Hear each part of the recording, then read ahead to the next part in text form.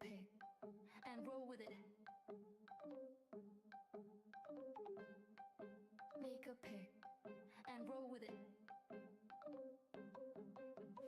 Betting weekly. Fast break. From coast to coast and way downtown. From coast to coast and way downtown. From coast to coast and way downtown.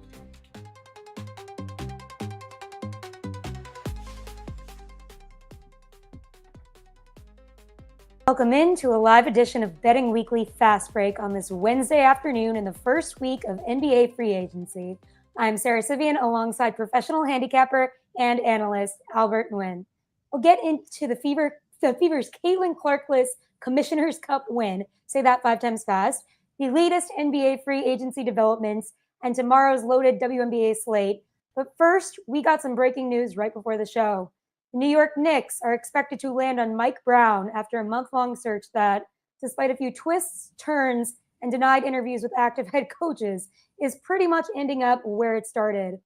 Brown has a mixed bag of a resume. He's been fired 4 times, hasn't won a playoff series as a head coach since 2012, and isn't the most exciting pick, but who was?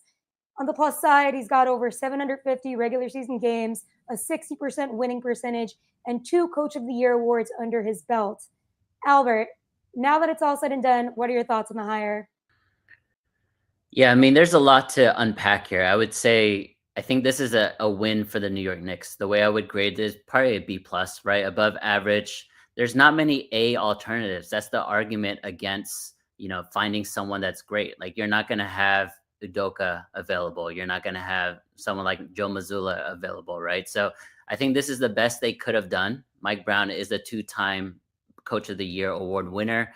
Yes, he's fallen short a few times with, great teams. I'm thinking about those Cavs teams during, LeBron's first stint there, but I think this is a great win. I think it's masked by the fact that they've been very surgical in terms of adding to their depth, right? They've got Jordan Clarkson on a veteran minimum deal. That is unbelievable value there. Yabusele on 2 years, $12 million. I mean, those are great pickups that only will help that team. We know they have great wings with OG and Mikal Bridges. Now they're going to have reinforcements off the bench, and they have a coach that will actually play bench players.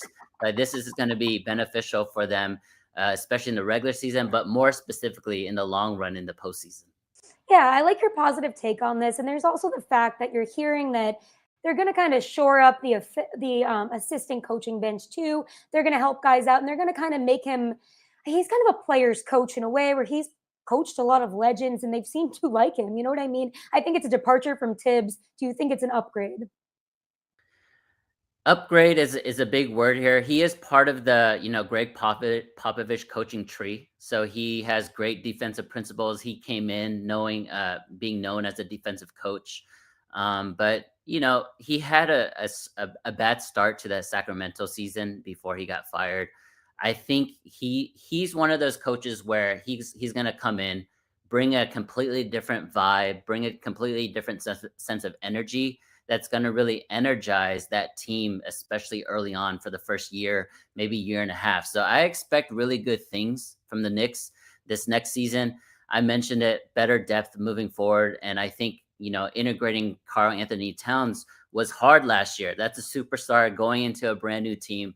Now in year 2, I expect bigger and better things from him specifically.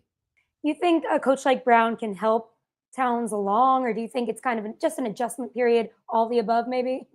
Yeah, all the above. I think when a coach is going to come in with, the pedigree as with Coach Mike Brown, I mean, 2-time Coach of the Year winner, like you're going to demand some respect in that locker room. So I think a lot of these players who were not that didn't listen or didn't respect Thibs. It was more of like they listened to him for like 5 years straight, and you just kind of tune him out. And I think now with a new voice, and you mentioned it, one of the caveats, one of the sneaky things is he's going to bring in his own people, right? So you're going to get a completely different vibe.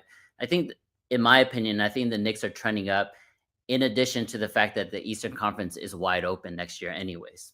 100%. You mentioned that, and the Knicks are plus 275 to win the East on Bet Rivers right now. With Brown locked in as head coach, how are you feeling about these odds? and, as you said, the rest of the wide open East? Yes, sir. That's a good question. I mean, when it comes to betting, I'm one of those guys that don't overreact to the news right away. I'm gonna see how I'm gonna wait to digest it, see how it happens in the market first. Wait a week or two. There's gonna be more player movement from not only the Knicks but the teams across the East. So I'm gonna lay off. I still think it's the Cavs conference to lose. I think they were the best team last year. They should be the best team this year, even though Darius Garland is going to miss the first couple months. But value picks, I wouldn't go on the Knicks right now just because picking up Mike Brown, Jordan Clarkson, Yabusele, I think those are plus moves, and so I think you're going to get better odds with some of the other teams like Orlando with Desmond Bain and the Hawks with KP. Right, that's a great point. And there's been speculation that maybe the Thibs firing was because there's other players that might want to come to the Knicks if maybe he's gone. I mean, it's not a secret that players don't love playing for him for multiple years. So there's a lot of movement that could still be on the table here. There are a lot of free agents that are yet to sign that we'll go over later. Yeah, he does. He definitely has a history of running players into the ground, right? What the Knicks actually, if you think about it, are actually very fortunate when it comes to injury luck. A lot more injuries could have happened during the Thibs era, but the fact that they moved on, they made consecutive playoff appearances, they made the Eastern Conference Finals. I mean, like it's hard to win a title, so it's hard to find a championship winning coach. There's only a handful of those around right now that's even available. So I think this was a plus move. I think the two guys they added in Clarkson and Yabusele are plus moves, and I think they're going to continue to fine tune this team. It's still a wide open East. I think the Cavs, like I said, is still the number one contender, but the Knicks are right behind them. 100%. All right. We'll get to the talk of the town now, the Commissioner's Cup. The Fever beat the first place Lynx 74-59 without Caitlyn Clark. We saw yesterday how drastically the line moved when Clark was ruled out, and yet the Fever got it done handily. Indiana took control defensively in the second quarter. Natasha Howard had 16 points, 12 rebounds, and 4 assists, and Aaliyah Boston had a solid performance as well. The Fever's defense somehow held the Lynx scoreless for the last 8 minutes and 13 seconds of the half. What are your initial takes here? Yeah, I think the first lesson that we're going to learn here is do not chase steam, right? Especially if we're going to hear and react over injury news. This has been a common thing now in the NBA. If like a Luka Doncic or Nikola Jokic sits out, everybody bets the other team, and it just doesn't work out that way. I thought Caitlyn Clark being such a big heliocentric player for the Fever, I thought it would make an impact, but this was more to me an indictment on Minnesota more than giving props to Indiana. Indiana, they won fair and square. They're the Commissioner Cups champs. Extra $20,000 in their pocket. But it was the Minnesota Lynx who came into this game, scoring 96 and 102 points in back-to-back games. They're playing an Indiana team without Caitlyn Clark. They managed 7 points in that second quarter. I mean, nobody would have predicted it, but the thing that really caught my eye, and I watched the body language here, and again, maybe they're tired. This game doesn't really count, at the end of the day. But it seemed like because they were missing their wide open shots, Sarah, they just weren't focused in other facets of the game. And that to me is something that perked my eyes up. Yeah, 100%. And it kind of goes back to the identity of this Lynx team for the past few years, which is kind of a win by committee type team with maybe not one. I mean, I know we've got some MVP talk here going on, but at the same time, it's kind of like, oh, they win as a team, they lose as a team. And that's evident here. And it's also these unders kind of keep hitting when it comes to these in-season cup games in any league. I'm kind of wondering if there's some truth to that or a pattern developing there. Yeah, there's definitely trends to the unders. A lot of it is because the games are extra, right? If you're getting into the semifinals and the finals, these games are extra games that don't count, towards the regular season. So these are extra miles, extra minutes that the players are playing. And so, one thing happens when you have fatigue legs is you're going to have your shots really short. And that's what happened in Minnesota yesterday. I think one thing that you mentioned with Nafisa Collier, I did mention this a couple of times now in previous shows. Like they really, really remind me of your Boston I know. Celtics, right? You have Jason Tatum, who is an MVP caliber, front runner, contender, whatever you want to call him there, and then you have great shooters all around him. But when they're not making their shots, it's almost like they can't execute, a regular half court offense. So I'm interested to see how Minnesota kind of bounces back on Thursday night. They're playing an easy team, and we'll see, how Collier, who is rightfully so the runaway favorite for MVP right now. 100%. And we will certainly get to that slate in a minute here. But I will say the Fever have 7 games left before the All Star break starting tomorrow. And Stephanie White said last night they aren't rushing Caitlyn Clark back. I know the nature of her injury right now. It's kind of you don't want to rush it if you don't have to. And maybe they're taking the win into stock where, okay, we don't have to. Let's taper down here before the break, give her as much time as possible. I know she's one of the captains and she's definitely going to play there. But it doesn't totally rule her out for Thursday's huge game against the Aces. It doesn't sound too great. So I wanted to get I wanted to ask, how does all of this, the Commissioner's Cup win without Clark, the defense showing up, and no rush on Clark's return, inform your betting when it comes to any of these Fever games before the break? Are you looking at them at all? Yeah, I would say this is the right decision by Stephanie White and the staff. Indiana, their I guess their goals are much bigger than just the Commissioner's Cup, even though they Yeah. ended up winning without Caitlin Clark. It's much bigger than a regular season before the All-Star game. They want to be peaking at the right time, not only from an execution standpoint, but from a health standpoint heading into the postseason. Caitlin Clark is an MVP type player, and if she's healthy for your team, you're a legitimate contender. So I like that they're being safe with her. They're waiting until she's 100%. But when it comes to the Aces and the Fever, this is a rematch from earlier last week. The Fever were able to kind of dominate Caitlin Clark and dominate that head-to-head matchup. I expect them to do it again with or without Caitlin Clark. I think the Aces have, they're one of those teams, in my opinion, is championship or bust, but they've really struggled coming out of the gate. And so with Asia Wilson back in the fold, I think that Aces are about to go on a run, and I like them again to win and cover against the Fever on Thursday night. Yeah, Wilson has not slowed down or taken a beat ever since she returned, and it's been great to see. She's just racking up the points as always. But I agree with your take on what Stephanie White is making the right choice in the Fever with taking their time bringing Clark back. I think it sets probably an important precedent when it comes to the WNBA and league stars like Clark, right? Like you don't want to put too much pressure on getting them back immediately. Like their health matters, and it matters for the health of the league. Yeah, I agree with that, Sarah. I mean, again, like we're not trying to belittle the regular season, but everybody knows the postseason is where you make your money, is where you make your legacy. And someone like Caitlin Clark, who we know is an all-time performer already this early in her career, like we don't need to see her on a random Tuesday night, right? Mm. Um, Obviously, for fans, it's disappointing, especially for those who like pay to be there and pay to see her. But we all want her and the rest of the league, not just Caitlin Clark, but we want them to be fully healthy, and we want these teams to be healthy heading into the playoffs. 100%. We'll touch on the rest of the WNBA slate later on, and it sounds like you are in on the Aces, and we'll get into that. But now it's time to talk some more NBA free agency. Friends, remember to click like if you, like this, and to subscribe to the channel so you don't miss an episode. I know that makes it easier to get a little notification and tune in. So we knew this deal was coming, and we knew it would be historic. Yesterday, SGA agreed to a Supermax extension with the Thunder for 4 years and 285 million for the total contract. Again, we anticipated something like this, and you do it every time for a player like SGA, but how might this affect the roster around him?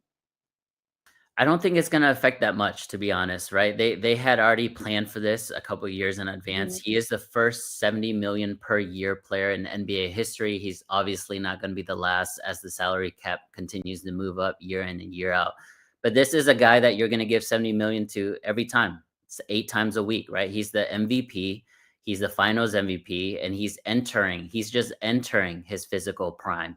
So you expect him to be this great for the next 5 to 7 years. You pay him every single time. The Thunder, yes, they're going to have to deal with salary cap issues a couple years down the road when it comes to Chet and Jalen Williams. But when it comes to your primary superstar, you should make them happy. You should keep them content. And they have so many picks that they can kind of just fill in the gaps if they had to lose someone like a Chet in the future anyway. So this was a good move. Congratulations to him. Congratulations to OKC. They have that community now has a champion. Mhm. So it's from this point moving forward. And Sarah, this living in Boston. I don't know it as much in Dallas, right? We only win one championship once every 50 years or so. But in Boston, one championship is not enough. You want to build something for the future. And I think OKC is just right there.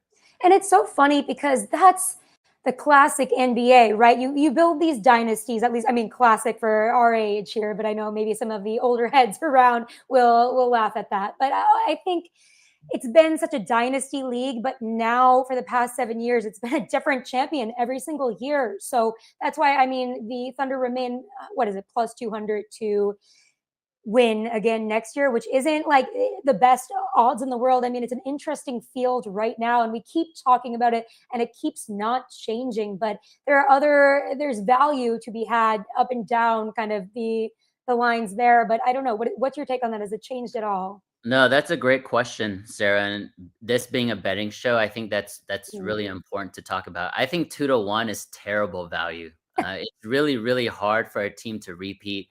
We just saw the Boston Celtics, right, kind of dominate 2 years ago. They were the betting favorites heading into this season.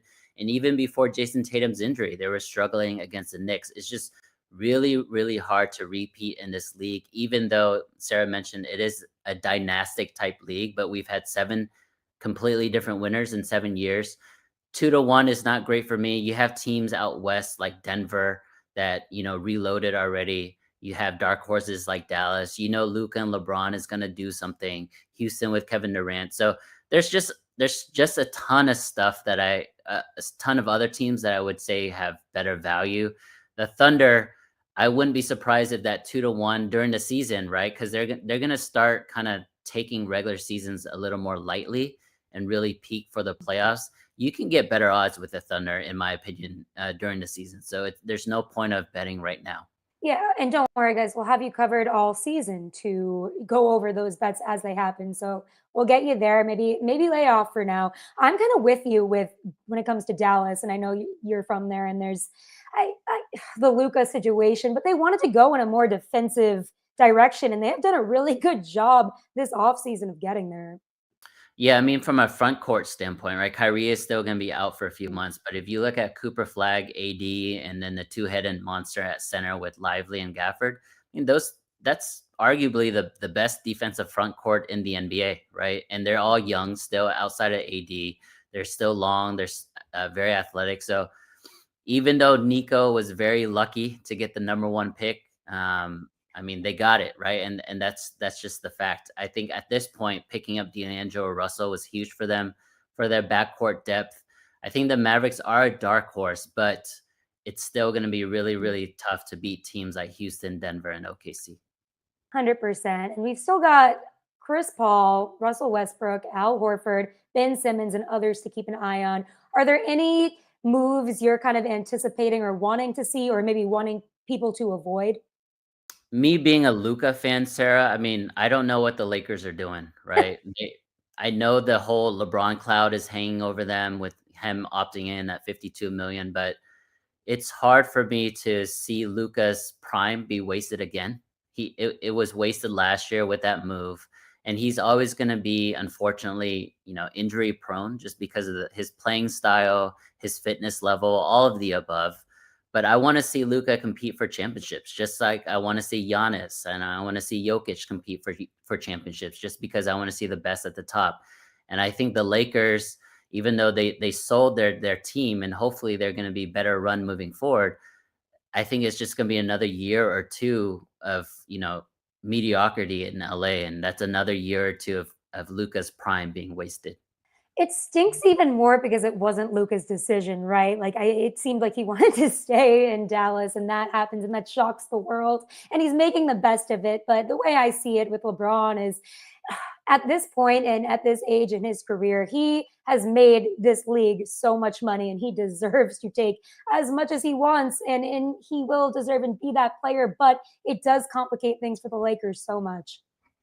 I love that take because you know normally when you see all these sports media folks talking about the LeBron issue, it's always a negative thing. So I love that the fact that you're highlighting the positive because he is going to be a 23-year veteran. He's been in this league basically longer than he hasn't been. He's done so much not only for him and his personal brand being one of the first billionaires in basketball, but you're right. The entire NBA has profited from him, and we both know that he's not going to leave unless he announces a farewell tour. I mean, there's just so much that goes into that, not only from the NBA perspective, but Nike, his other sponsors, like they're going to have to gear up a year in advance to do a farewell tour. The fact that, in my opinion, the fact that he hasn't announced it yet for this season means he's going to play one more at least. I'm completely with you on that one. And great point with the Nike sponsorships and all of that. So we will be keeping an eye on the Lakers and see what they can or can't do. And we're in a whirlwind here for at least a few more days. But I really like what you said on yesterday's show about building a futures portfolio and how there's certain teams that you can kind of do that around. So if you were starting an NBA futures portfolio on Bet Rivers today, this is kind of wild card. I might be putting you on the spot here, but I just was really interested in that. So who are the teams and what are the plays you'd maybe be looking at if you were to do that today? Yeah, I would identify teams that are undervalued in the market right now. Everybody expects Boston to suck. I don't. I think they have the Thank you. infrastructure and the system there to still be really good in the regular season. And if you're a top 5, top 6 seed in any of the conferences, you're gonna have a shot to win, right? So I like Boston. I think people are overreacting about them giving up KP, who never played anyways. So this is going to open it up for guys like Jaylen Brown and Derek White to really cook. And then on the West side, it's tough because I'm still waiting for this team to do something. But Steph Curry and the Golden State Warriors with Jimmy Butler is a really good team. They would have beaten most likely advanced in the second round if Curry didn't get hurt there.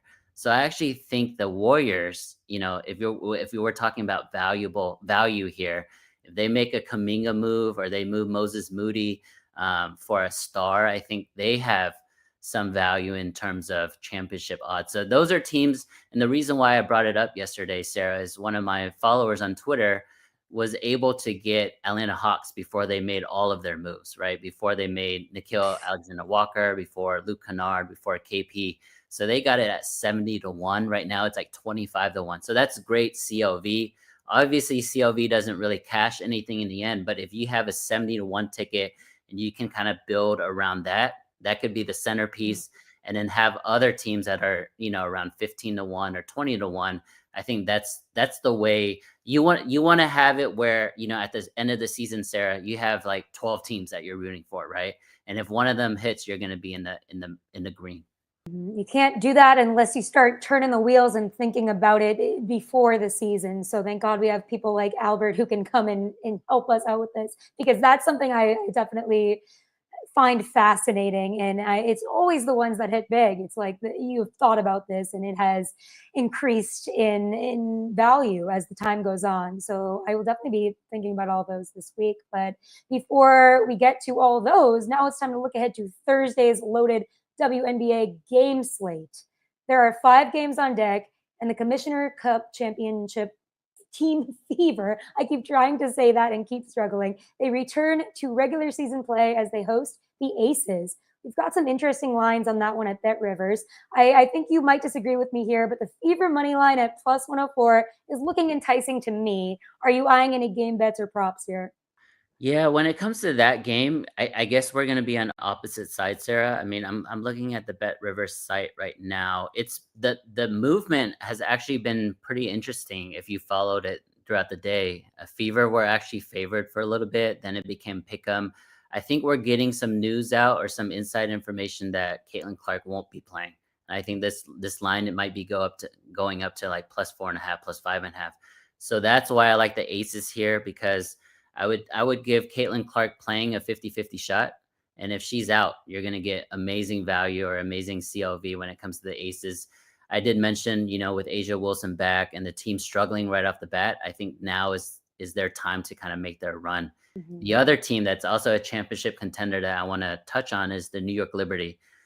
I think the -12 here is a good spot for them. I know they're a team that doesn't blow out anybody anymore just because they're another team that's championship or bust.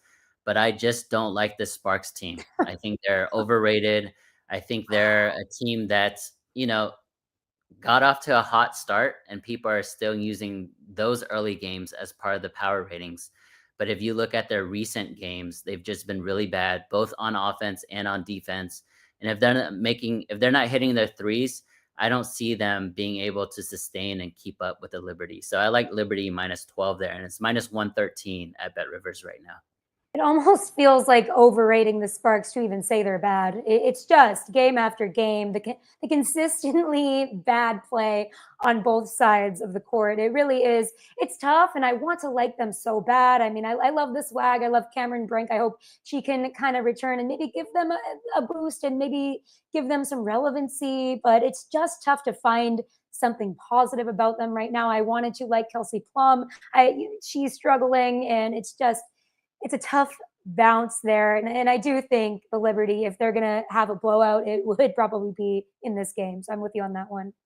Yeah, because the Liberty are coming off two losses themselves, right? They had really tough matchups against, I think, Phoenix and Atlanta, I believe, back-to-back games on the road. They were short underdogs, and they ended up losing. But I think it's a great spot for them to bounce back. If you look into the first half line, I think is -6.5 as well. I think both looks are valuable tomorrow night. 100%. I kind of want to look at the Fever and Aces props here. The lines keep moving, like you said, but I have been doing well when it comes to Wilson overs, because who isn't? But I think I'm going to take a look at these here. And okay, 30 plus points, rebounds, and assists by the player, including overtime. -360, Wilson, yes. I mean, obviously you're not going to win $1 million here with the value. The value is not great, but okay, 35 plus points, rebounds, and assists by the player. -167. Yeah, I'm going to lock that one in. I'm going to do Wilson -167, 35 plus points, rebounds, and assists. And I like that coincides with your Aces pick. So we can kind of do that one together. Yeah, I like that, Sarah, because Aaliyah Boston, who had a really good game, she had a double-double in that finals. I think 7 assists as well, which is amazing. She had to defend Nafisa Collier, right? The fact that she locked her down and was able to keep Nafisa down is an amazing, accomplishment. But to do it back-to-back against Collier and then Asia Wilson, that's going to be really tough. So I do like that look. I think Asia is going to be able to get to the free throw line. I think Boston might be a little fatigued. They are playing without Caitlyn Clark, potentially again on Thursday. So that means everybody has to pick it up, right? Everybody has to play extra minutes that they're not accustomed to. So I think fatigue for this team is going to end up playing a factor as we get into the season or deeper into the season. Yeah, that's a great point. And I also like your point about, because this is sometimes my problem where I get excited, riding the momentum, riding the hot hand or whatever it is. But you have cautioned against that, and that is good. I mean, even with a team like the Lynx too. Yeah, they came out against the Fever and they kind of ran out of steam. So I like the idea of kind of fading that. Yeah, I think yesterday's show I mentioned if the Lynx had covered, right? If they had covered and blown out the Fever without Caitlyn Clark, I would have faded them on Thursday night. I think it would be a good spot for Atlanta to come in. Atlanta's a very feisty team. They're big, right? They play good defense. They take care of their defensive rebounding. And Minnesota might have gotten really comfortable if they had won that. But the fact that they lost, I think it's a no play for me. I think it's easy to say that Minnesota is going to bounce back, but Again, when they're not shooting well, it's tough to back a team that shoots so many threes just because of 3-point variance, right? Absolutely. All right. So just for the folks at home, should we lock in your official plays of the night or of tomorrow night rather? Yeah, officially, I like the aces. Mhm. So right now at Bet Rivers is -1.5. If you don't like that, definitely go the money line. So that's an official play for me. The other one is going to be the Liberty. I'm not sure it's first half or full game, Sarah. I kind of like both equally. Let's go with the first half. Let's mix it up. So Liberty first half and aces full game. I like the first half vibe when it comes to the WNBA. I think sometimes that can be a little easier to read or to like the value there is definitely a thing. Yeah, like I mentioned this a few times already. I just can't predict fourth quarters in the W. It's just Yeah. so hard, especially with the top tier teams, because they could be up 40 and then just have their foot off the gas and just win by, I don't know, 18, right? Something ridiculous always happens every single night in the fourth quarter. That's why I like the first half bet a lot more for the Liberty game. You know what? Like, why do you think that is? I mean, for someone like the aces, I think there's a plethora of reasons or answers to that question. But for example, the aces, we've seen Becky Hammond just take out all of her starters right late in the third quarter, especially if they're up. Actually, we've seen it now where they're up by 20 and she'll bench all the starters, or they're down by 20 and to punish them, she benches all the starters. Right, so it's Classic really Becky hard. Hammond.